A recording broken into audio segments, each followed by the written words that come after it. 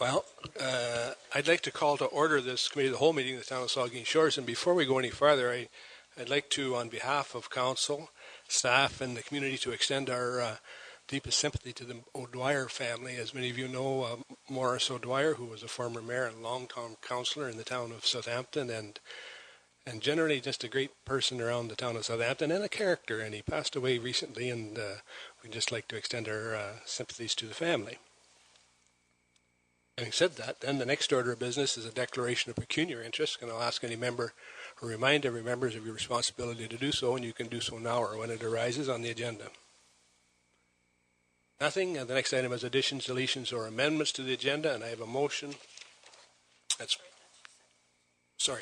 That'll be the next item. Yeah. Nothing under that. The next item then is delegations, and this evening we have two delegations, and the first is Joyce Scammell and Bruce Alexander, and they're here on behalf of the Saugeen Rail Trail Association just before budget time. Welcome, Bruce and Joyce.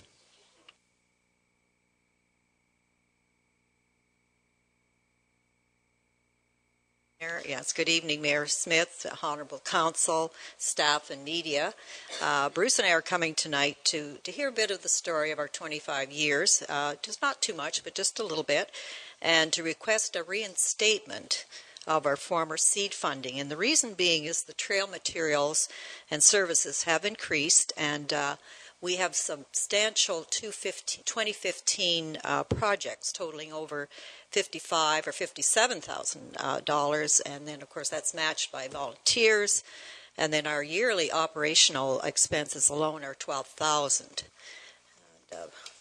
So for 25 years, the multi-use accessible non-motorized trail and linear park have offered residents of Saugeen Shores and tourists alike a means of transportation between the two shoreline communities.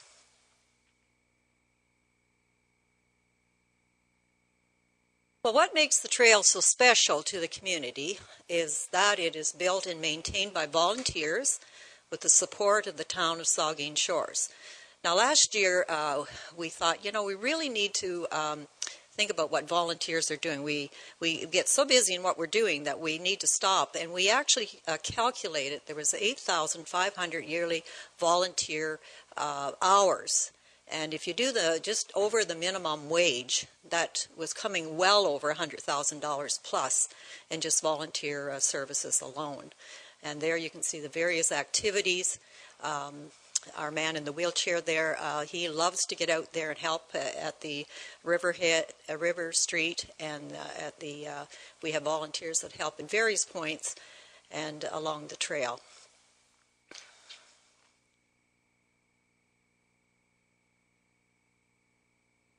Okay, that's fine. I was going to do something else, but I'll do it later.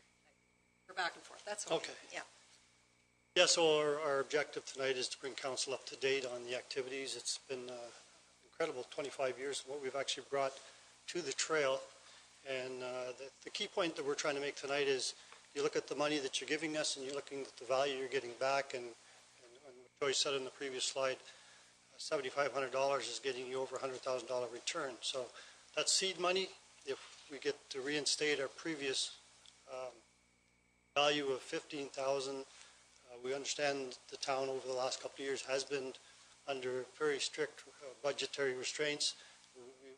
We've participated in that by reducing our funding, but to continue to grow as we've been growing in the past, we need to work towards the funding we had before. And if you look at this slide, it kind of gives you a snapshot of head too far? Yeah, but it's okay. That's fine. Carry on. We can jump back. Oh, I guess I must hit it twice. There we go. That's it. That's fine. Hit the button twice. Oh, Bruce. Yeah. Well, we just wanted to speak to history because history really lives on the now Heritage Rail Trail. When we were doing the history for the 25th, especially in the Southampton area, the history was just coming out of the woodwork all over the place. And it's really quite exciting. Jeff Hemming's been doing our history. He's our historian. He did it for the Hurricane Hazel, as you see it there, and the Port Elgin train station. He did the history. And what was really neat was they said, a train actually came through the Southampton market. And someone made a point that, wouldn't it be great to have a mural of that train actually coming out of the trains or out of the Southampton market. So we got our heads together. We thought if we could find a muralist, and Alan Hilgendorf, he has now passed away, but his counterpart, Bert Lagraf, he lives in Southampton, he's done a lot of work in Southampton, but he lives in Kincardine. And he came forth, and he said he'd love to do that mural. So we've been really having fun with that. It's going to cost, and the money's already come in for over $14,000. But the mural is, as we speak, he's working on it. Even the Home Hardware has given donations for the background and for the boards. And the actual paint has been donated for it, and so we're quite excited about it. So history is very much alive on the trail, and we love to work with that. And you wonder why? Well, why do we do history? You think, well, that's not really anything to do with the rail trail, but any of these things that go on in the trail are really a tourist prompter. They're destination areas where people come. I know when we did the Hurricane Hazel, we had people coming from all the hurricanes all across where that hurricane hit, and they came over here. There's a whole group of Hurricane Hazel people, plus the tourists love to come. So these are destinations for the trail, and they bring the tourist dollar forth. Yeah, and to touch on the slide, some of the key features, you have the Mill Creek Bridge top left. You have the Bluebird boxes.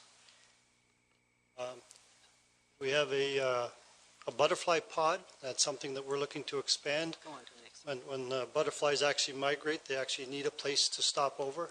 So along with our geese stopping over, we'll have butterflies stopping over. Some of the features that we've also had is this year with our 25 years, you see the red maples. So 25 red maples were planted along the trail, so we'll see that color come out every year. We have enhancements to the Memorial Gardens, and top left is a project we're looking at next year, is expanding the gazebo at the Memorial Gardens. You build a project and you see it grow, and most of our projects seem to grow faster or become more utilized than we anticipate, and now we're looking at expanding that project, and most of the funding for that is actually already starting to come in.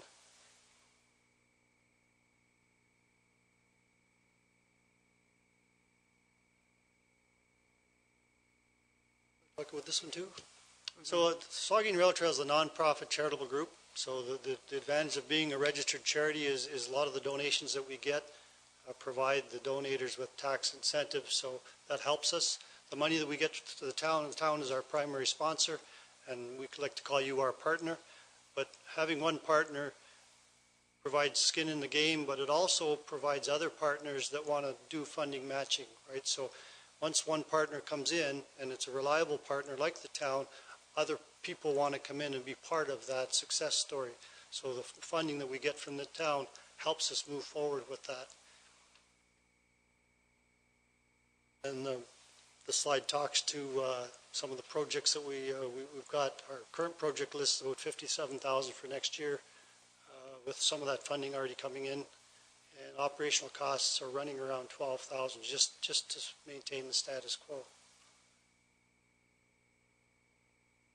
Safety, of course, very significant part of the trail. To tie safety together, we're a member of the Rails to Trails organization, so that provides networking for us. And we're also a member of the Ontario Trails Council, which provides us our link for our insurance.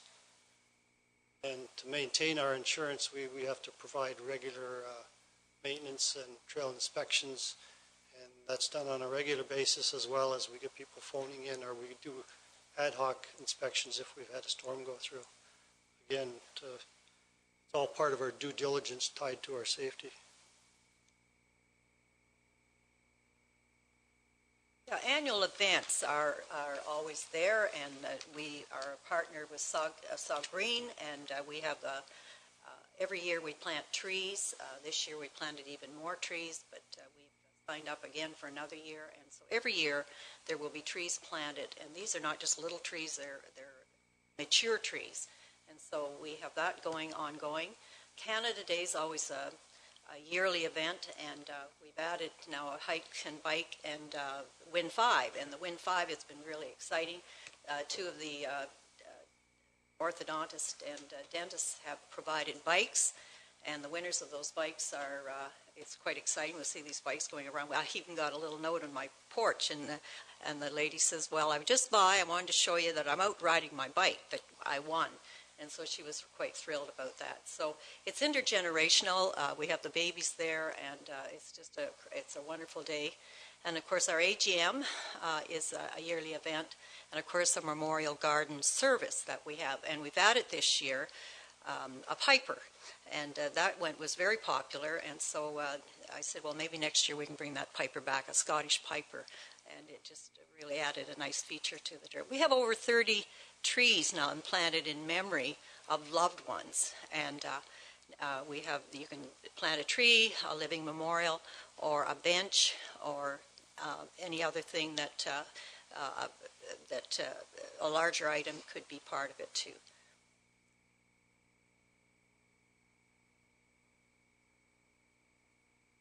This is our project list for 2016, similar to the Parks and Trails Master Plan that everybody's familiar with. To move forward with a project, we have to have a list of things and have a list of priorities and have an itemized cost or estimated cost of those priorities. So then moving forward, we can work through this according to the funding that we get through. Also, having the list provides us with other sponsors. So if the Rotary Club wants to come on board with one of the buildings that we're building and they want to pick up naming rights for that, then it allows us to bring that funding stream together.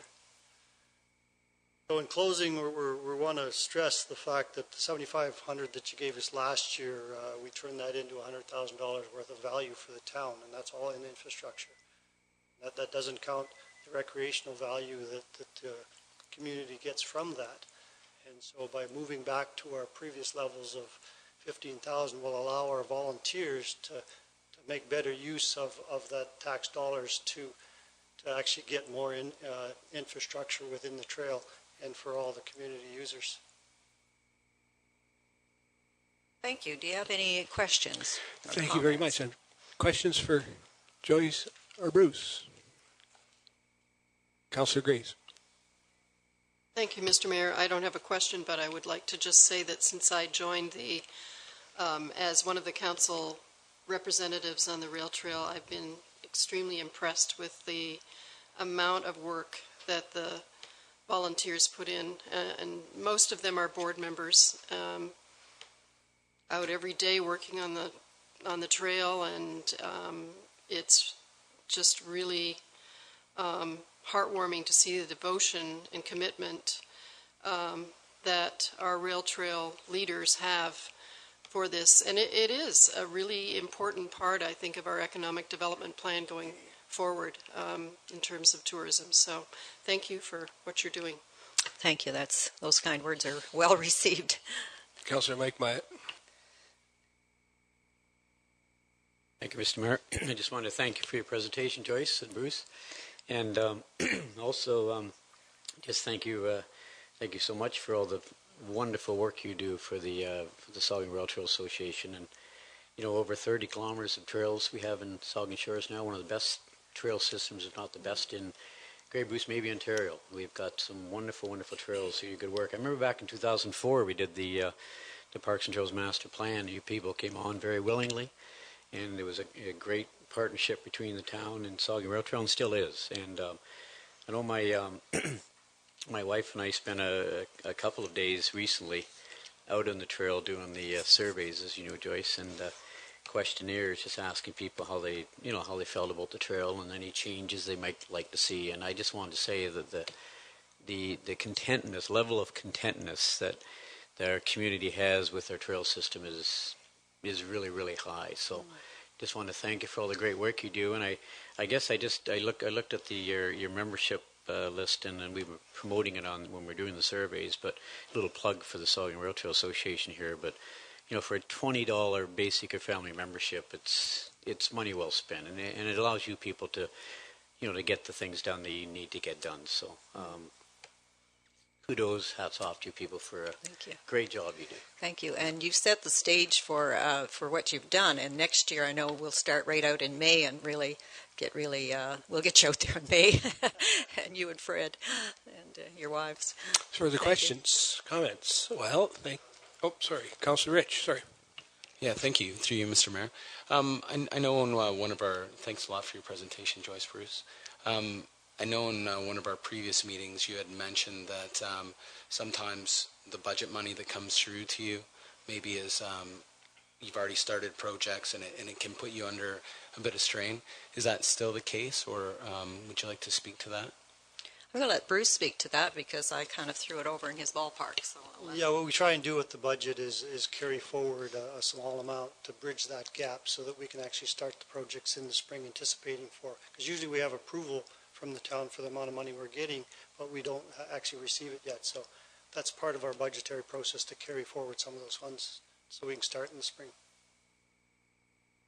Would it be more advantageous if you were able to get the money earlier?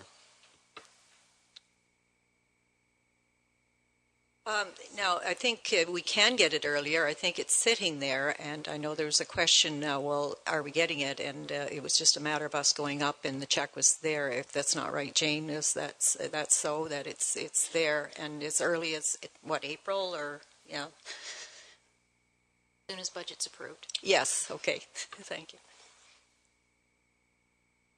Deputy Mayor Charbonneau. Thank you, Mr. Mayor, and thank you guys for the presentation. My question actually, through Mr. Mayor, if I might, is for the Director of Community Services in relation to information. As a result of our the work that you guys did largely over the last couple of years with the rail trail crossing at 21, and we've started to collect more data about the number of rail trail users that we have, and I know the Department of Community Services has been doing that pretty diligently, collecting that data, and in fact, MTO did some more work on that too over the last couple of years. I just wonder, is it possible, not right now, but in short order, Jane, to share that information with council so that we can have a sense of coming into budget what sort of level of usership the rail trail has? I can certainly give you our statistics that we budget, absolutely. I think it would be great if you could share that with council. Thank you guys again. Thank you. Further questions? If not, thank you, Joyce and Bruce, and again, I just reiterate, thank you for all you do for the trail system in Saugeen Shores. Thank you for your support. Thank you.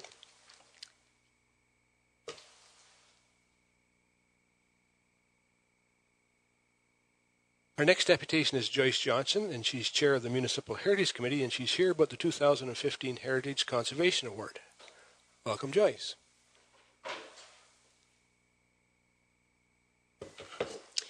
Thank you, Mr. Mayor.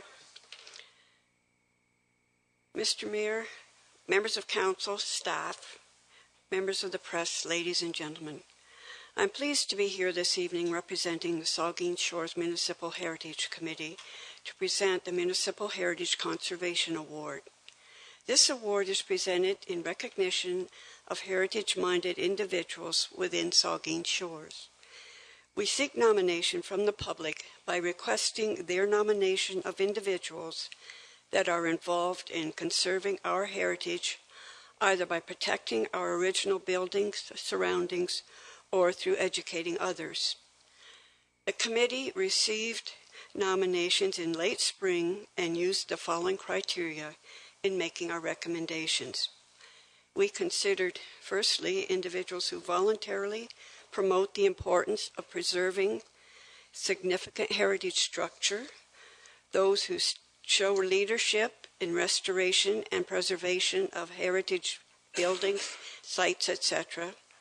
We acknowledge individuals for long-standing service in an organization dedicated to maintaining heritage locations, or show appreciation for personal collections of local artifacts, heritage photographs, or memorabilia, which they share with the community to promote appreciation of the heritage.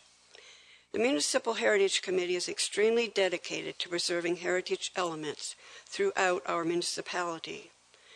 There are many houses and barns and other structures which tell wonderful stories that take us back to the early days of Southampton, Port Elgin, and Saugeen Township. People lived in these homes and worked and gathered in these places. Maintaining these physical reminders of our history is an absolutely necessary contribution for us to give to future generations. Each year, the town presents an award that lets us promote and celebrate the valuable role that individuals and organizations play in ensuring that structures and stories from the past continue to be present in our community. The award this year is being presented to Ken Casavoy for his exemplary contribution to the marine heritage conservation and preservation in our town. Nomination and information was received from Duncan McCallum as follows.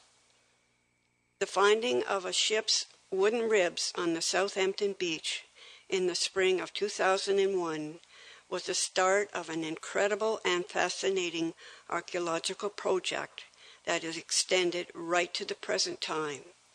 And throughout the long journey, Ken Casavoy's commitment and leadership of the project have been the hallmarks of this highly successful marine heritage undertaking. Drawing on a wide and always expanding circle of professionals and volunteers, Ken assembled his team and commenced to plot the vessel's exact location and begin the painstaking removal of the sand that had covered the boat since it had foundered on the beach. It was later determined that it had foundered in 1816. There were 2 actual digs undertaken, the first being a partial excavation to establish the ship's outline, which would be used to help size the ship, and the second complete excavation was right down to the top of the hull. It was during the second dig that interesting findings started to come to light. A cannon, cannonballs, military buttons, etc., all of which have been properly conserved and are on display at the Bruce County Museum. The uncertainty of which vessel had ended up on our shore, in fact, there were 2 lying next to each other, but one was quickly determined to be a working skiff, probably from the building of the docks toward the Chantry Island. It took considerable time and much research to determine. The persistence of many researchers paid off when it was confirmed that it was the HMS General Hunter that had come to her end on our beach. This determination brought great energy and enthusiasm to the project because the General Hunter had been captured by the American Navy in the Battle of Lake Erie in 1813. Its military history extended interest in our finding throughout Canada and among marine archaeologists in the United States. The marine history of Southampton has long been well recognized and appreciated in our community and beyond. The finding of the HMS General Hunter adds much to the richness of our marine heritage, and the success of this archaeological project is a testament to Ken Casavoy's persistence and professionalism. The legacy of this undertaking lives on in the memories of the many volunteers, the careful archiving of the findings, the scaled representation of the ship's quarterdeck at the museum, along with the showcasing of the HMS General Hunter history to the thousands of visitors to our community. Ken's many speeches and detailed reports, the tremendous national publicity that the project brought to our community, and above all, the learning of the important history that had been lost for almost 200 years. We say congratulations to Ken Casavoy for a job well done. And would you please come forward, Mr. Casavoy, and receive the Municipal Heritage Conservation Award, and I'd ask the Mayor to come and present it to Mr. Casavoy.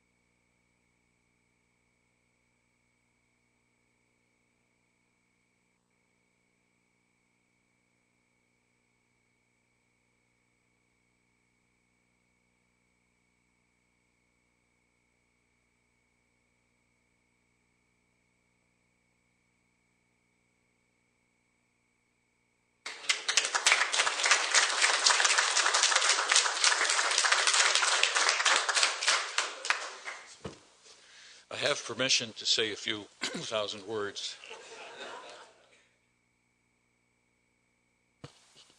Mayor Smith, members of council, Heritage Chair Joyce, and other Heritage Committee members, ladies and gentlemen, especially my Marine Heritage friends and colleagues who are present here tonight. I'm very deeply honored to have been chosen for this award. It's especially true in Saugeen Shores, where people don't just pay lip service to their heritage, but they take it very seriously and get very involved. So it's indeed a special award from a very special community. Now, I know this isn't Academy Awards, but in receiving this award, I'd like to do so on behalf of all the people and organizations who have worked alongside me over all of the things we've been through for all my years in Southampton. So some thank yous. First, for my wife and friend, Pat, for putting up with all of this marine archaeology, which she reminds me constantly does not pay. She wanted to be here, but I'm afraid our friend, Sally Brown, our dog, no longer travels well. Can't really be left alone. Isn't this awful over a dog? Anyway, Pat couldn't come with me. And she's also busy working on a new studio and gallery, which she's going to be opening in Welland, hopefully in the new year. So that's good news for her. Joyce reviewed the work, but I would just mention that we did excavations in 2001, 2002, and 2004, actually, on the shipwreck. And on that 2004 excavation, we had over 200 people working with us. We excavated the Stonehooker work barge in 2007, which is not nearly as famous a vessel, but it has a very close connection to the community, and a lot of people are quite interested in it. There's a small display at the museum if you ever get a chance, with a model built by Stan McClellan. So that was the other ship that was on the beach, or the other vessel. We've been involved in ongoing exhibits at the Bruce County Museum, a major shipwreck, as Joyce mentioned, in 2012. We continue our artifact inventory at the museum. This seems like it will never end, but it's a necessary part of archaeology. It takes a long time. The Canadian Conservation Institute, which did all of the work on all of our material for free. I'm not sure why. Maybe it's my winning personality, but they did it all for free, and they rarely ever do that. They did understand that it was a community effort and it was all volunteer, so that's why they did it. But they still have a lot of nails and fasteners and other things that they're working on there, and they eventually will come back. So that continues. Hopefully there'll be some new elements introduced at the exhibit in coming years that I can be part of too. We have the National Historic Site designation underway, as Council will know. I've made the formal application. It will be, I guess, the new year. It's something like 4 months before they actually acknowledge receipt of that and confirm that it's under consideration. But I'll keep you advised. We also have the Friends of General Hunter, a group of volunteers who are keeping an eye on the beach in my absence since I've moved now to Welland. Dave Burnside from the town, of course, is our liaison on that. We appreciate it very much. So in accepting the award, I do so on behalf of all the volunteers and partners we've had, especially our core team members. And I would like to just mention them, because without them, this wouldn't have happened. Stan McClellan, our shipwreck recorder, in Coffins of the Brave, which is a publication, a book which came out last year. If you want to see what Stan does, there are at least 5 or 6 of his plans in there. Without Stan, it would be impossible for me to do this kind of work. Leslie Curry, the Assistant Field Director, Patrick Folks, my good friend and historian, Mike Sterling, who was Head Wrangler and Project Factotum, and he hates it when I say also our Project Genius.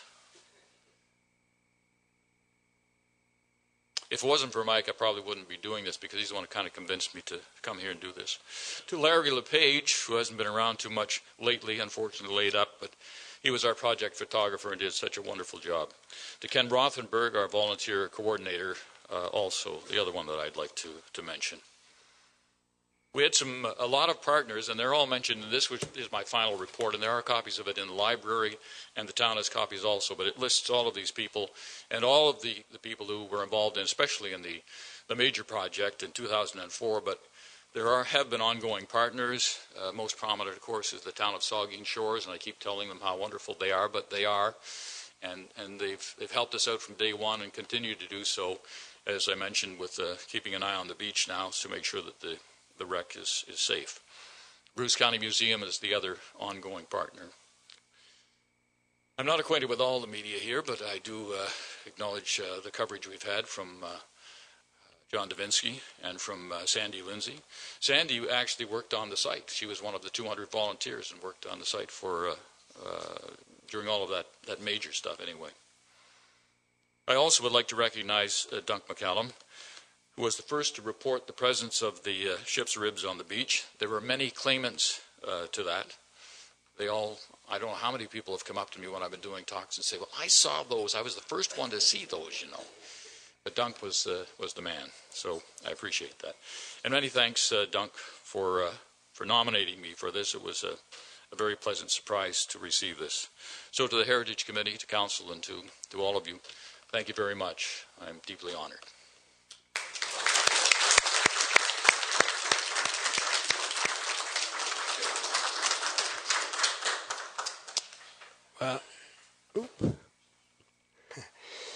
Thanks very much, Ken and Joyce. And they're both sitting down. I don't know if anybody has any questions or comments, but No, that's fine. That's fine. I don't think... Well, go ahead, Diane. Thank you. I just, well, first of all, I have a question for Ken and then a comment. You really have left, right? Because your voter card and Pat's voter card showed up in our mailbox last week. So I was curious if you'd moved into one of our apartments and I didn't know. Really? I'm registered now. Okay. Well, my comment is I was also one of the 200 volunteers and appreciated very much the chance to be involved with a very professional project on the beach in Southampton that I in my wildest dreams never would have believed I could do that, something like that so close to home. But I think that what we've got now in our community is a whole group of people that care about a particular stretch of the beach, and that ownership of that project isn't just Ken's. It belongs to quite a few people who were there. But beyond that, we've got General Hunter showing up here, there, and everywhere. And I think it's just been a very good spin effect. So thank you very much for giving some of us an experience of the lifetime. But then beyond that, for giving the community just such a great story that we didn't know about. So thank you for that.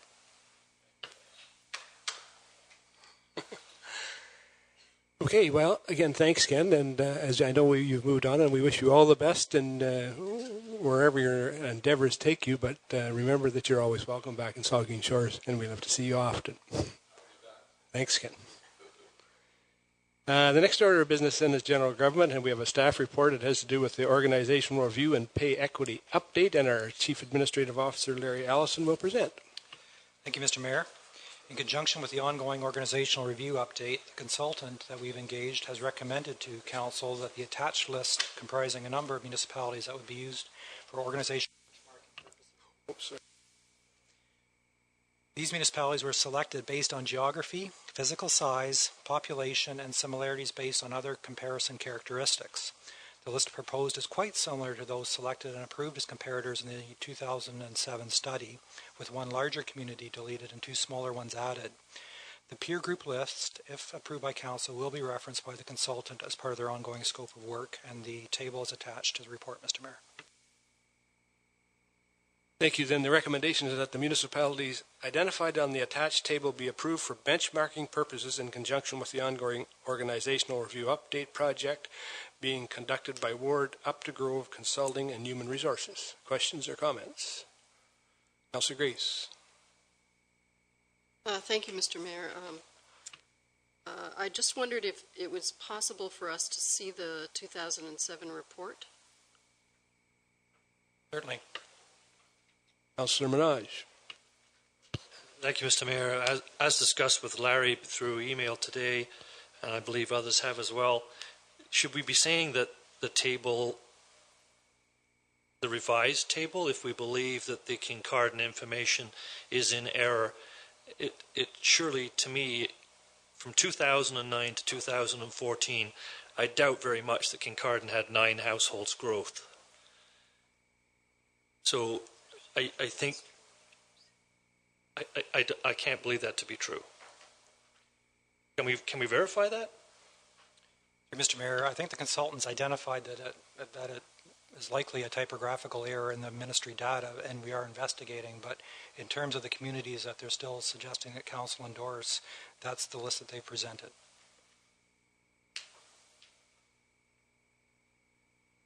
Mr. Mayor, it would be wrong to put Kincardine in there if that is true.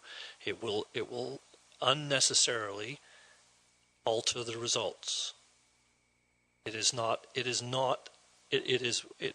would be cutting, you'd be better off taking the highest and the lowest and taking them out of the mix and then carrying on with the assembled data, in my opinion. Thank you. There's no empirical reason to use any of the criteria in the calculation. What they're trying to demonstrate is that these communities, broadly speaking, have similar characteristics to this community. Councillor Grace. Thank you, Mr. Mayor. I actually do remember seeing something indicating, I remember being really surprised at the lack of growth in Kincardine, like in 2011. So I think it's probably pretty accurate. Yeah, I'll look up and see where I found it, but I remember last summer researching it, so. Councillor Mike Myatt. Mr. Mayor, Larry, I just, through you, Mr. Mayor, the CAO, I just question around the selection of the municipalities. It's not that I necessarily disagree with what's listed here, but I'm just wondering, Larry, if you'd explain quickly that from a consultant standpoint, what's the criteria they go through, or the mechanisms, how do they determine which communities should be placed on this list? Obviously, there's some waterfront communities on here. I see that, but what are some of the other things they use? So, for example, they would try and stay away from a JTA municipality where you've got growth rates that are significantly higher. They have given us a reasonable cross-section of those in Simcoe Grey and so on that have growth paces that are similar, with similar pressures and a similar range of services. And we are kind of leading the average in terms of the growth numbers, but there are some there that are, from our perspective, I think, good benchmarks for us to look at as we get to the next level. No. Councillor Minaj. Different follow-up question, please. And it would be the issuance of building permits. Are we defining the issuance of building permits as a single family or a multiple density family? Because I could get a building permit to change my front porch. So what is the criteria that was used to determine the number of building permits? Thank you. The numbers in the table are not single family building permit issuances. They're a total number. I think the point is, I mean, we're using this as comparators, and I don't think anybody would argue that we couldn't use, that Kincardine would be a very good comparator to Saugeen Shores. It's our neighbor, almost identical in size. They have very common interest in economic development, both for a number of reasons. So, I mean, I wouldn't get too hung up on seeing that these numbers are, or trying to interpret what these numbers mean, but I think you would have a hard time arguing that Kincardine isn't a good comparator to Saugeen Shores in Bruce County or in the surrounding area. I think it all. In any case, I don't think we need to. If there's other questions, all in favor of the recommendation? Opposed, if any? That's carried. The next item on the agenda is a staff report, and it has to do with physician recruitment and designation as a community in need. And again, our CIO, Larry Allison, will present. Thank you, Mr. Mayor. Earlier this year, the town was informed that criteria changes within the Ministry of Health and Long-Term Care had removed the previous designation Saugeen Shores enjoyed as a community in need for physician recruitment purposes. We initially understood that no new physicians could be brought into the local billing models in use in Port Elgin and Southampton clinics. Restoration of that designation is essential to our recruitment initiative as it provides for an expanded range of benefits for incoming physicians and provides a broader range of financial incentives for clinic startup costs in particular. These programs are essential, particularly for new physicians who are often entering their initial practices while carrying an extensive educational debt load. After concerns were expressed to ministry staff, we were subsequently advised that notwithstanding this new designation, we would be able to replace the complement of doctors available to serve the community as of March 2012. Based on the complement numbers that existed at that time, we are able to replace a total of 3 physicians. Concerns with the designation, however, still remain as new incoming physicians are being forced into a billing model at the commencement of their practice that could be a fiscal burden to them. It is also important to note that as existing physicians with larger practices retire, those succeeding them are carrying smaller total patient volumes, essentially stranding additional patients as this occurs over time. The Joint Physician Recruitment Committee believes strongly that the changes outlined above, cutbacks in the provincial incentive opportunities for new physicians, and additional reductions in the number of physicians being taken into the billing model programs existing in the community are combining to make replacement of the current shortfall of doctors in the community very difficult. A motion to support this request of the Ministry and the LHIN was made at the committee meeting held on Tuesday, the 22nd of September. As well, Mr. Mayor, we'd like to advise that an alternative approach that could also assist with adding flexibility to the efforts of our recruiter could be the relaxing of previous constraints implemented that restrict the creation of nurse practitioner clinics. A number of such clinics were advocated for by the province and opened a number of years ago. The programs that provided incentives for their creation have subsequently been suspended as well. A revisiting of those successful initiatives could be a potential alternative way to address the current local priorities in a very cost-effective manner. Thank you, Larry. The recommendation is that the Minister of Health and Long-Term Care and the Southwest LHIN be requested to reconsider the parameters that have led to the conclusion that Saugeen Shores is no longer a community in need for physician recruitment purposes, and further, that the Ministry also be requested to assist with creative solutions to bridge the current patient coverage gap through re-examination of provincial tools available that would encourage creation of expansion of nurse practitioner-led clinics as a means of providing core healthcare services for currently orphan patients. Questions? Councillor Mike Matt. Thank you, Mr. Mayor. As Council is aware, I'm on the physician recruitment team, and we had a meeting last week. And my concern is, first of all, I'm going to support this recommendation. Larry, thanks for writing it, and I think it's maybe not long overdue, but it is due that we send a letter off to Minister Hoskins and to the LHIN network stating that, you know, this council does have a concern around particularly the community in need formally is what I like to talk about tonight. If I just look at a comparison with Saugeen Shores requirements for short, at our last meeting, our physician recruitment coordinator talked about 2 ER physicians.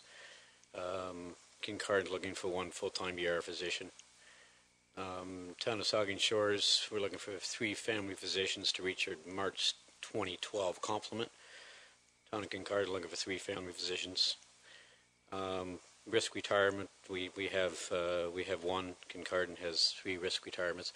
My question, I guess, to the number one, I don't understand why we're not on that list as a community in need. First of all, but secondly, Mr. Mayor, I would hope that as part of the recommendation, at least in the letter, to the minister, would ask for the formula. I've been asking for some time about how that formula is struck. What puts you on a community as a community in need, and what takes you off the list as a community in need? And I can't seem to.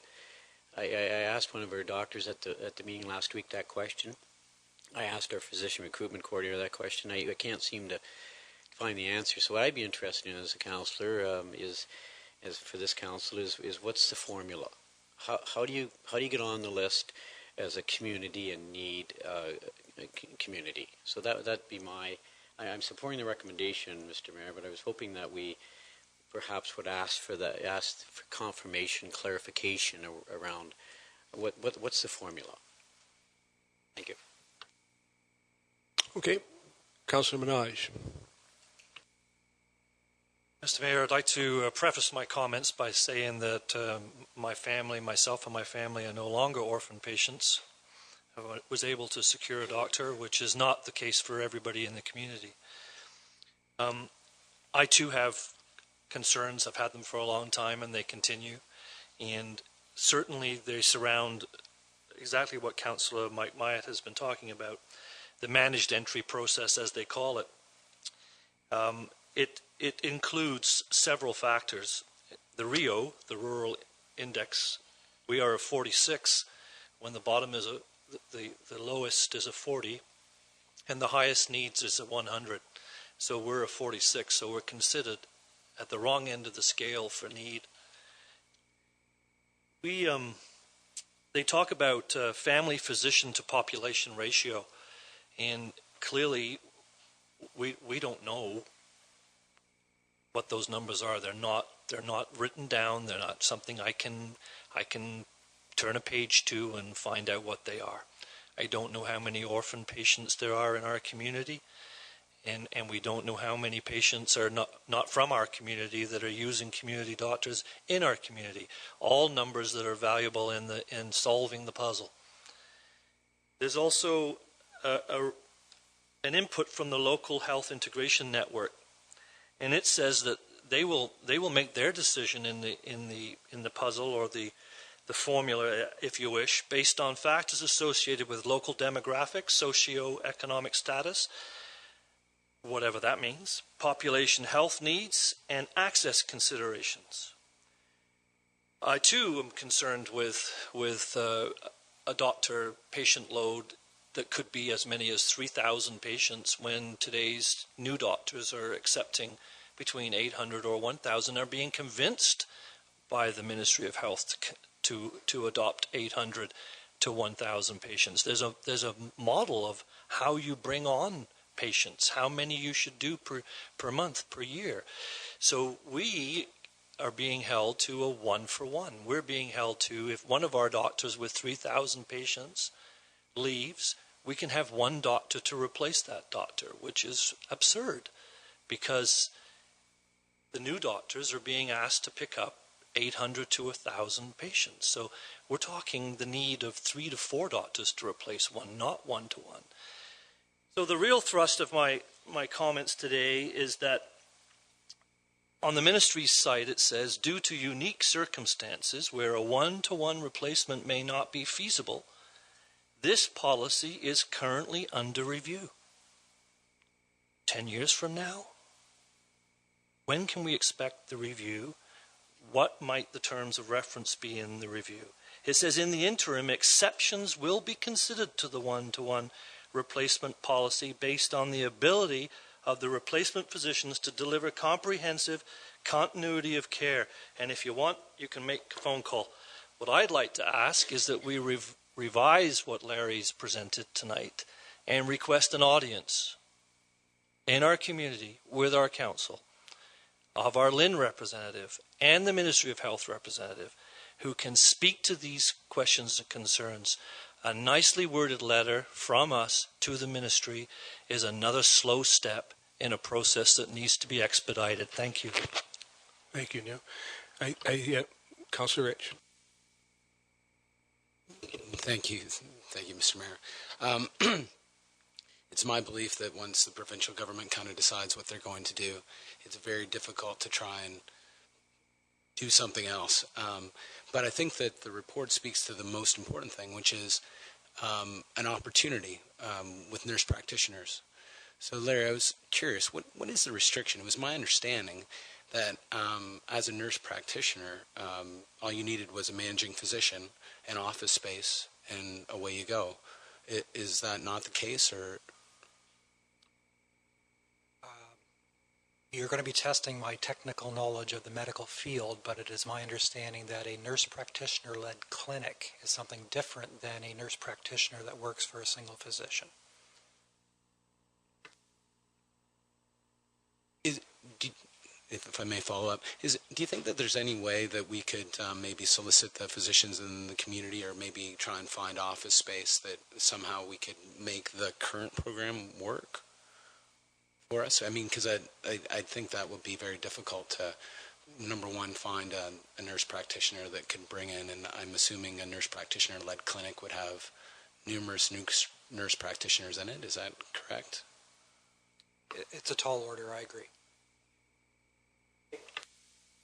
And I think there's a number of questions that Neil raised and Mike and that would be best addressed. Like the answers aren't here. they're with the Ministry of Health and the LIN. I know we do have a representative of the LIN from this community, but I think it would be appropriate that, I think, in my mind, let's stick to this motion, but I also think it would be appropriate that we request that the LIN often does hold public meetings throughout the Southwest LIN, but ask the representative if they will come and explain those issues to us so that we can get a better understanding for ourselves, but what their position is. Deputy Mayor Charbonneau.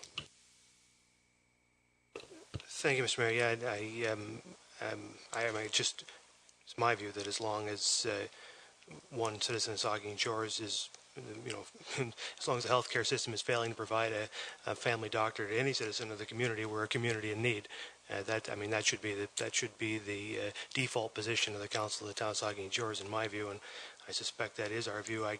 And I just have to watch myself talking about this because it almost break my pen thinking about it. But Larry, could you just tell me what your thoughts are about how successful we'll be with this letter? I mean, I assume that this is coming. There's been a lot of talk here about what we're doing and things we should add to this and whatnot. And I suspect this is coming from a process. This is coming out of a process you've been working on, dialogue that you've been having. And could you just sort of let us in on where it goes from here and your thoughts on how successful we will be with this request? Frankly, I think we have a reasonable chance of getting the ear of those that are involved. As Councillor Minaj indicates, they are kind of reviewing this criteria, and I think if this is worded appropriately and timed appropriately, it will add some fuel to the fire that other communities are raising the same concern, for example. So I have my fingers crossed, but that's the best assurance I can give you.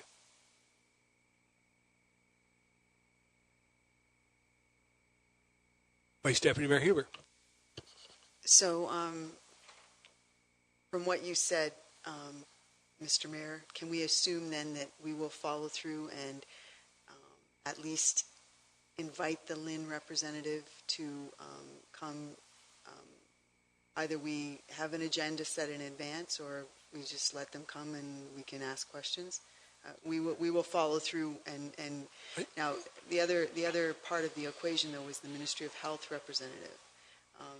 Any chance we could just slide that onto the list too?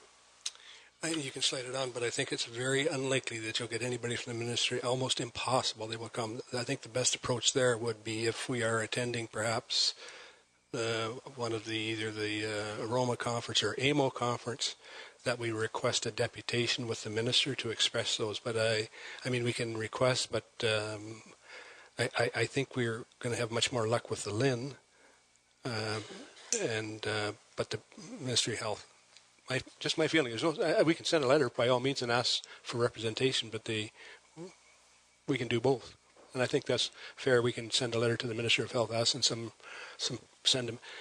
I think we need to be very clear about what we're asking for, though, because otherwise, if you give them an excuse, they're not going to come here, and they need to know what the question is going to be and what the topic will be, and I think you're much more likely to be much more successful, certainly with the LIN. I don't think there'll be any problem getting a representative from the LIN here, but again, I think we can generally understand. Is that fine? Well, to have the CAO direct and send letters of invitation to both those bodies, along with this recommendation. Councillor Grace. Thank you, Mr. Mayor. Is it appropriate, Larry, to have some residents who have been orphaned tell their personal stories?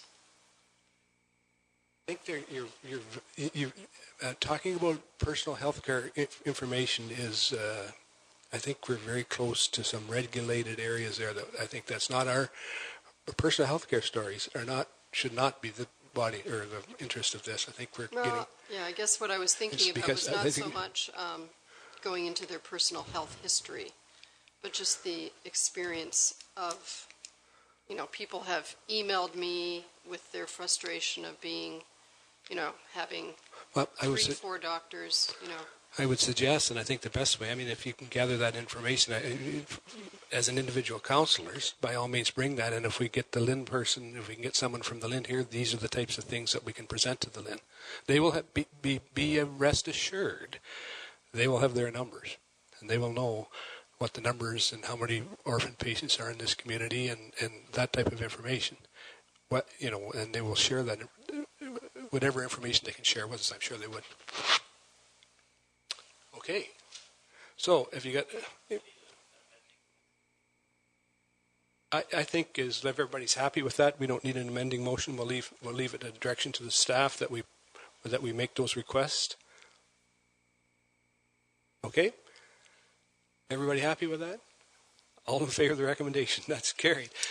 The next item on the agenda is a staff report, and it has to do with the Society of Energy Professionals lease agreement with extension on 190 Morpeth Street, Unit 5. And again, our CAO will present. Thank you, Mr. Mayor. In 2010, the town signed a 5-year lease with the Society of Energy Professionals for the use of Unit 5 in the Morpeth Street condo development. The year prior, we had signed a 10-year lease with the Society for the use of adjoining Unit 6.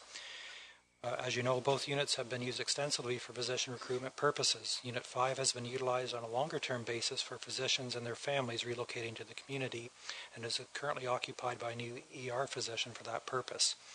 Unit 6 has been used for locums, student medical residents, and incoming prospective doctors for short-term stays. The Society has been very generous in providing these well-used facilities to the town, and our physician recruitment program has benefited significantly as a result. The initial term for our lease of Unit 5 expires next month. The Society has agreed to extend the lease for this unit for a further 5-year term under the same terms and conditions. The time frame for the extension will now generally coincide with the term of the lease in the adjoining unit, and Society representatives have recently toured both units and are satisfied the town is fulfilling its lease commitments to the organization, and the financial implications to the town are noted, Mr. Mayor. Thank you, Larry. Then the recommendation that Council considers a bylaw authorizing the Mayor and Clerk to execute a lease agreement with the Society of Energy Professionals for continued use of the condominium unit located at 190 Morpeth Street, Unit 5 for physician recruitment purposes. Questions or comments? All in favor of the recommendation? Opposed, if any? That's carried. Thank you. The next item on the agenda is the Planning and Development Staff Report. It has to do with a site plan agreement for Red Hawk Construction Limited, and our Manager of Development Services, Bart Toby, will present. Thank you, Mr. Mayor. Red Hawk Construction Co. owns the lands located on the south side of Bruce Road 17 at 2089 and 2137 Bruce Road 17. The land is currently operated as a golf course. The lands have been recently granted draft plan subdivision approval. The overall development includes golf courses, reconfiguring in accordance with this site plan, a residential subdivision with high density, medium density, and low density housing options, lifestyle commercial development, commercial uses complementary to planning communities such as convenience stores, places of entertainment, restaurants, etc., and recreational residential lands, seasonal uses such as cabins and campgrounds. This site plan is the first component of the redevelopment of the lands. The existing 18-hole golf course is to be redeveloped as a 12-hole golf course. As part of the site plan agreement, the owner will transfer to the town a site visibility triangle at the intersection of Bruce Road 17 and Side Road 1314, and a road widening of 5.18 meters along Side Road 1314. The owner also agrees to provide $14,234 as cash in lieu of parkland dedication in relation to the golf course lands only. The owner is posting securities to ensure the completion of all site improvements. It is recommended the town proceed with the completing of the site plan agreement once the developer has paid the parkland dedication contribution and executes the agreement. Thank you, Bart. Then the recommendation that Council considers a bylaw to authorize a site plan agreement with Red Hawk Construction Limited for a reconfigured golf course with maintenance building. Questions or comments? Vice Deputy Mayor Huber. Thank you, Mr. Mayor. Through you, Bart, if you could just explain the very specific reference to the cash in lieu of parkland, specific only to golf course lands. Can you indicate what the situation is with all the other lands? Because, of course, there's something happening there that relates to parkland as well. Because there's residential and commercial. We're not just letting them get away with no parkland dedication, either real green space or cash, are we? Believe not.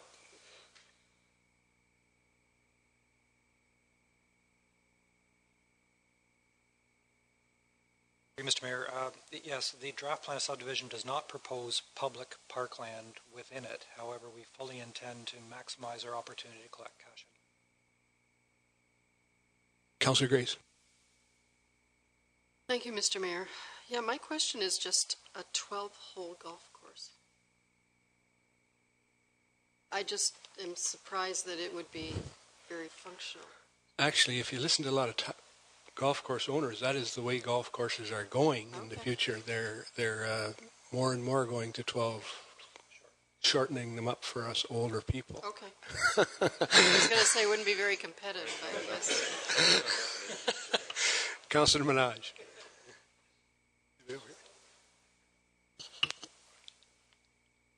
I'm trying to get my head wrapped around all of this. The plan as I have it in my hand has already been approved by a previous council, and so now we're being asked to proceed with the completing of the site plan agreement. So is this the site plan agreement that I have in my hand? What is the site plan agreement? That's my first question. My second question is, there's been residents have mentioned to me in the past that this existed, and again, I didn't know anything about it until Thursday, until I saw the agenda. No one had ever brought forward, for the amount of time that I've been on council, that this project was in fact in the works. So residents have said to me that Mill Creek, the embankment along the east side of Mill Creek, is in fact eroding in places very quickly. So that's rumor and innuendo. Is there any substantial deliberation that took place in the past about Mill Creek? That said that the rear of these lots were being considered on stable ground, and that there's no environmental assessment required? Was all that already transpired in previous council? Yes. And the answer was it can go ahead as written. Yeah, it'll be subject to the Conservation Authority's interference with wetlands and regulated areas. So they'll be regulated about how close they can build to those any unstable soils there, if there are any. Okay, so my last question is related to the phasing, and we've heard of phasing before. And since I've been a member of council, we've been trying to ask that lands don't stay. There have been clauses, and I dropped a pen. I'm sorry. There have been clauses in other agreements where we've been caught, or we've been suggesting that land that was purchased and then people sat on it, and we weren't sure if they were actually going to build on any. We talked about putting some time limits on some phasing arrangements. Was anything like this discussed in the past? Should it be something we discuss now, that if phase one is, I'm sorry, I have to keep looking, it's about 63, looks like 63 residential lots, is that right, for phase one? So how is that going to be phased? Is it phase one, and when are the expected dates on these phases to come into play? Thank you. Mr. Mayor, the matter before council tonight is the reconfiguration of the golf course. So they are not registering a plan of subdivision. So the language that we have in our draft approval conditions that relates to phases does not apply to this very early stage of the development. There will be no new lots created as a result of what council is going to consider tonight. Deputy Mayor Charbonneau. Thank you, Mr. Mayor. I just have a question with regard to the site plan itself and the authority of the municipality with regard to site plan control when it comes to the reconfiguration of a golf course.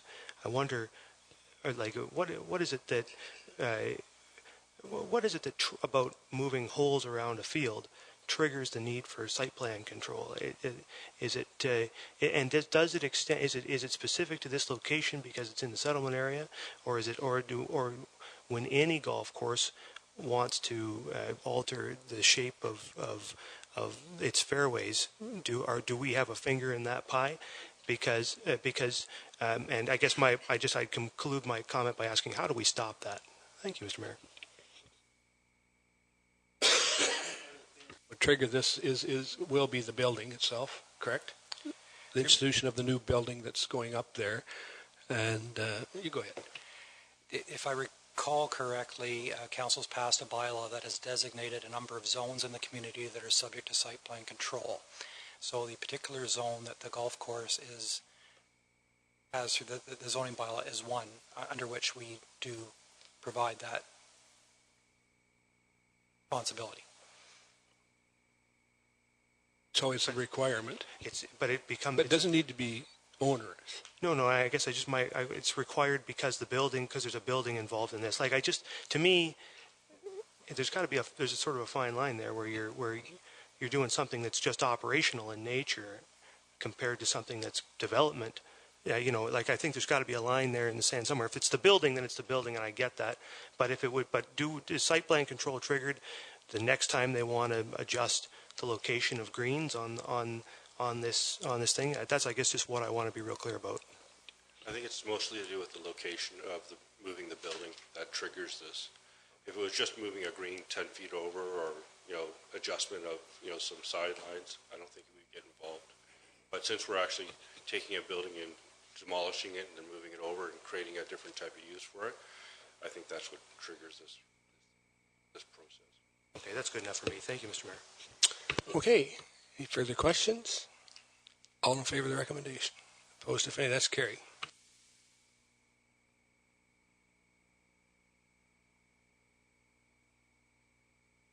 The next item on the agenda, communication petitions for Committee of the Whole action, and we have a beach access request permission petition, and we look for some direction.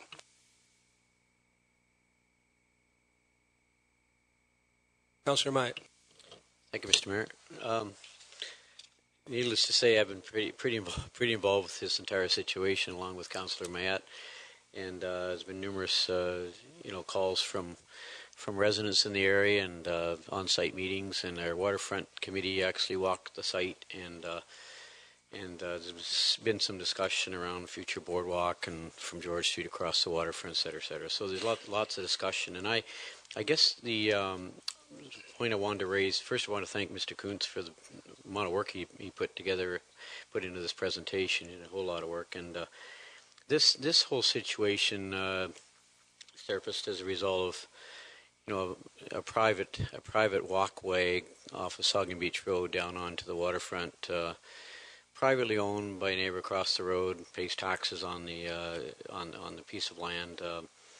All of a sudden, a private property sign goes up, and there's some people in the neighborhood a little bit discontent, a whole lot discontent with not being able to traverse the path any longer to get to the beach, and so it's kind of blown up a little bit down on Sauget Beach Road. My request tonight, I guess, is reviewing the entire report from Mr. Kuntz.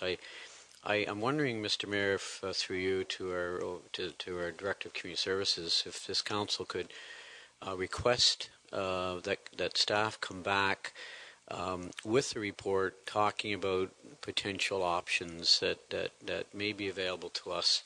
That may eventually lead to perhaps, or not perhaps, the public being able to use that pathway again sometime in the future. That's private property. I think what I've heard from the neighbor that owns the property, there's a concern about personal liability, people traveling across a private pathway to get down to the waterfront.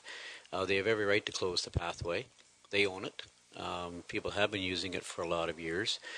But I'm just wondering, we've had, with good success, we've had land use agreements with our Shipley Trail residents, where a trail from McKinnon Lane through to Mitchell Lane has been operating for, 7, 8, 9, 10 years now with success.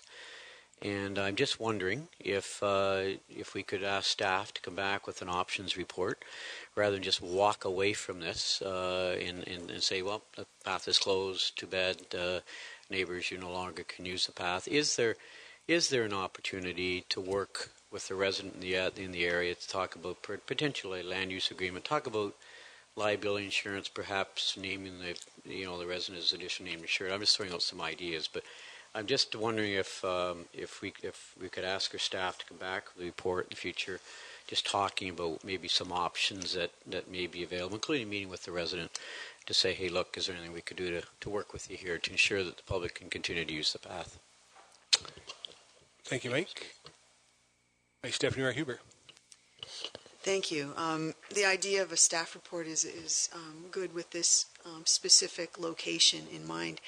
However, this is a much bigger question. There are beach access routes that are public property that have been stopped up by private citizens, and I think it's time that we looked at a number of beach access issues. So I'm sure the Waterfront Committee's moving along in that direction, but certainly I hope that soon we start to claim back some of the access routes that are there that haven't been able to be used for the last little while. The other part of the report, though, that is interesting is the idea about things on the beach, whether you want to call them encroachments, but there's a number of various items mentioned, chairs, canoes, kayaks, all that sort of thing. It would be my understanding that we actually do have a bylaw that on a public beach, there is provision that things cannot be stored there. If I'm incorrect in that, that would be a good item for a staff report too. What do we already have about the things that just get left on the beach in various places? And as the Director of Community Services will know, from my experience on the Waterfront Committee, we had a number of suggestions that, sometime early in the fall, somebody literally would walk along the beach and put some notices on boats and things that were left on the beach saying, good idea for you to take this away because it's not supposed to be here, to just start an education process so that people would realize that they couldn't be storing things on the beach. So the idea of a report is good. I would be encouraged if the report went a little bit beyond just this real specific issue here with a private access, which is a very important concern right now, but looked at perhaps some other access points that should be open but aren't open. And also, what do we already have about things being left on the beach? And not that we go in there and just lift everything up, but that we start an education process that suggests you can't leave your kayak on the beach for 6 months of the year. And as people in Southampton know, there's a number of things that get chained to telephone poles that are just there all summer. You go further along the beach, there's areas of the beach where people establish their own little sort of campground with chairs that are left there all the time. So it appears to be public property, but it is on the public beach. So I would welcome a report too, and perhaps it's a three-part report for me that I would be looking for. But thank you, Mr. Mayor. Councilor Minaj. Mr. Mayor, I'd like to revisit the Waterfront Master Plan, pages 27, 28, and 29, that speak to municipal entry points and the legal requirements. And we've had that plan for some time, and what we need now is an action plan to support the text of a more broader plan, the Waterfront Master Plan. So I think we're hearing the same things from several councillors, is asking if staff can have an action plan to work on the 55 entry points and in a priority order. We're not going to be able to solve them all at once.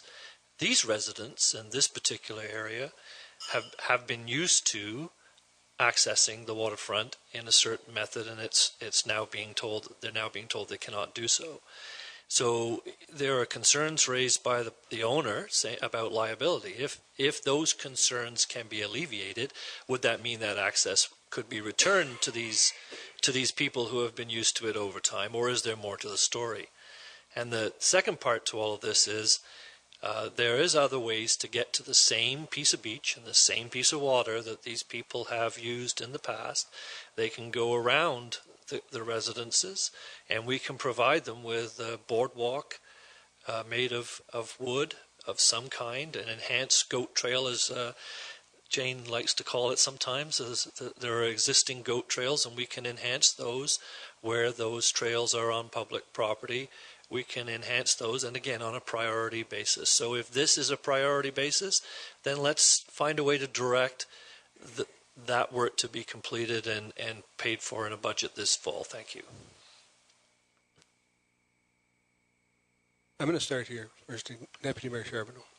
Thank you, Mr. Mayor. I just would caution council about seeking a panacea solution to this problem. This is a very complicated problem. We have what are they called? Licenses of occupation. We have long-standing encroachments we know long-standing encroachments without agreements around them can become permanently allowable encroachments under the common law.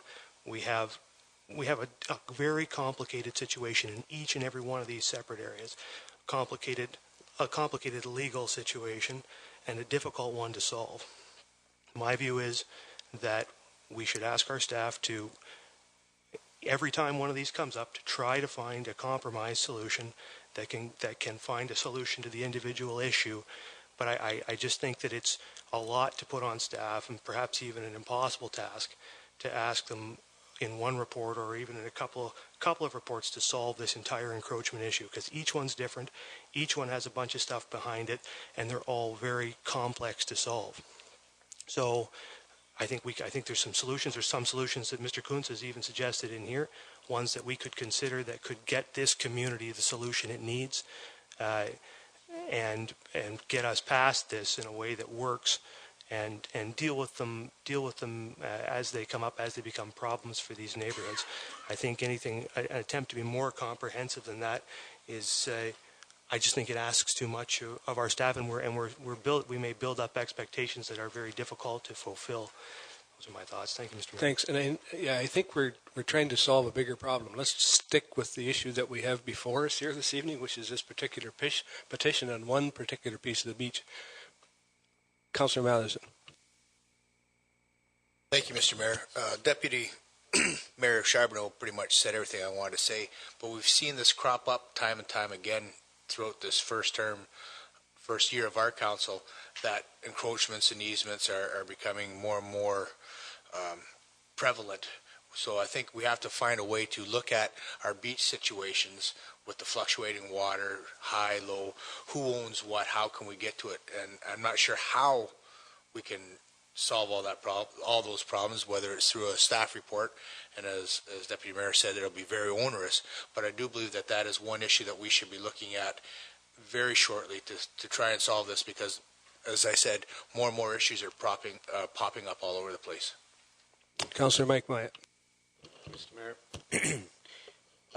when I first spoke, I spoke specifically about the opportunity for staff to come back with a staff report to talk about that one situation. I wasn't talking about the 55 beach access points. I wasn't talking about access points that have been closed by neighbors that we have a right to open. I wasn't trying to complicate it. I agree with our deputy mayor. This is an issue that Mr. Kuntz has brought forward to do with that one access point that's privately owned. And all I was asking for was a staff report from our Director of Community Services, come back with some potential options. Is there an opportunity for a land use agreement? Is there an opportunity to name the resident as additional name insured to allow people to continue to use the trail? So I know about the boardwalk option across the front. We understand that, but it was merely asking to deal with this one situation. The 55 beach access points is very complicated. 100% agreed. But I just think it's worth one kick at the cat to meet with the neighbors, to come back with a report saying you've talked to them. We did it with Shipley Trail with 6 residents. We have a land use agreement with 6 residents. Works beautifully. Can it work on that private lane like it did on Shipley Trail? That was my request, Mr. Mayor. Thanks, Mike. Okay, I think that's really what we're looking for here, and I would agree with you. Those 55 accesses and that whole issue around the beachfront plan, I think that's why we struck the ad hoc committee, and I think in due time that they'll come up with a plan. If not, then council is always in the position to start another motion and bring that forward, but I think, I certainly do agree that they need to be addressed, and I think that. But let's stick to this one particular. So I think that the idea would be, and I agree with you, Mike, let's let staff have a look at this and let's look at all the implications, because I understand there's some license of occupations or encroachments, as I've seen them, that have clouded this issue, and I think we need to bring that all back to see what some options are for us to move forward. Councillor Minaj. Okay, so the talk's good. And the walk the talk, we need some definitive information. So I heard Councillor Myatt say what that definitive information could be, and when would we expect that report to be back so that we can take some action On this particular one? This Exactly. particular one, yes. Well, Yes. I think, when can you expect it? I think as soon as staff can get it back here. Neil, I think, I don't think that they're going to dally on this. I suspect they're going to go to work on it and bring it back as soon as they can. I suspect, and there may be some legal issues too. You may want to consult with the lawyer on some of this, because there may be legal implications with these encroachments that have been allowed or not allowed. Some have and some haven't. So anyways, let's not put a date on this. They'll get back to us. These are very good people, and they serve this community very well, and I think that they'll get back to us in all haste. So, is that how you want to leave this issue, or do you want? Fine, then. Let's move on to the next item. Communications for petition of the whole information, and there is 10 items there. And if Councillor Minaj. Mr. Mayor, unfortunately, I was at an AMO conference when the Waterfront Committee had the meeting and produced those minutes and the discussion in those minutes. So what isn't there, which is something that I would have hoped we could have added or asked for, is we're still in the same situation in my mind where we were last year at this time or close to it. We're going to be approaching October and November, and we're still looking at a number of $1 million for Waterfront. And we still don't have any drawings that say that a washroom enhancement is going to look like this, and this is how much it's going to cost. So I would ask somehow, if not at this meeting, in a revision somehow to these minutes, or I can put a motion on the floor that gives some kind of pre-approval for our Director of Community Services, Jane, to go out there and get these pieces of information. If we're going to, we set up a Waterfront Ad Hoc Committee, we asked them to produce a report and say what the priorities were. These minutes include the priorities and include the items going into budget, but we're going to be handcuffed if we don't have the additional drawings saying what these washrooms will look like, what this entranceway will look like, and how much each piece is going to cost. And further to that, the Director of Public Works in a previous report and Jane in one of her reports have both said this project is beyond the scope of town staff to project manage, to be completed next year before July 1st. So if we approve $1 million in the budget, we also must have to consider advertising for a project manager to come on board to look after this project. So these minutes, as they disappear tonight, if we don't do something more, the budget is going to be right on top of us, and we won't have the ammunition we need to make this job work well. Thank you. I suspect that the minutes are a fairly accurate reflection of what happened in that committee, so I don't think we can change the minutes, Neil. If you have an issue with the Waterfront Committee, then I think that's probably where you should take that to the Waterfront Committee. We've given them a terms of reference and a mandate to implement the Waterfront Plan. I think and I think they may or may not be going as fast or spending as much money as you would like, but I think that's probably the way it should go, and then come up through council so that we can address it at budget time. But I think to talk about the minutes here, I mean, that's the Waterfront Committee's minutes. They're not ours, and they're not ours to change or to do anything with them. So in any case, I mean, I don't want to argue with this. Is there any other items on here? With some new information, or? I guess I was trying to ask you if you would entertain a motion for some pre-budget approval for drawings, and at which meeting can I do that? I think you're well aware of how you get a notice of motion on the agenda. Correct. But I also don't believe we can meet as a Waterfront Committee in time to get it back to council and approved to get those drawings ready for budget deliberations. Any other comments? The next item on the agenda is a report of our department heads, and then we have an information report about fleet purchase, an information report about update on Emerald Ash Borer, and an information report on the Great Lakes Guardian Fund. If you have any questions, let's hear them. Vice Deputy Mayor Huber. Thank you, Mr. Mayor. I realize that the Director of Public Works isn't here, but I would be looking for the next time we have a big discussion about fleet. We get often an idea about the values and the potential timeline for replacing. Now that we've made a decision to outsource garbage collection, I think there's potentially a few pieces of heavy equipment that perhaps the use of that piece of equipment might be better served by us not owning it, but when we need it, just bringing it in for a little chunk of time with an operator. So I don't necessarily think that it applies to the two particular fleet items that are on the list right here, because I see the loader all the time. I see the backhoe out there all the time too. However, I think that's part of a fleet discussion that I look forward to in the future, because sometimes I think we might now realize some savings in that direction too, with equipment that we don't need all the time. Thank you. Yeah, thanks, Dan. And I think, we've had that 5-year fleet management plan presented in the past, and I suspect that'll by all means bring that up when we begin budget deliberations, because that's probably where it should be. Councillor Minaj. So, Mr. Mayor, these three are all kind of tied together for me, and it's called asset management. And yet we keep talking about asset management, and we go to conferences and conventions where they say if you don't have your asset management plan in place, you're walking on thin ice. And I have yet to see parts of the asset management plan attached to these staff reports, be it the information or otherwise.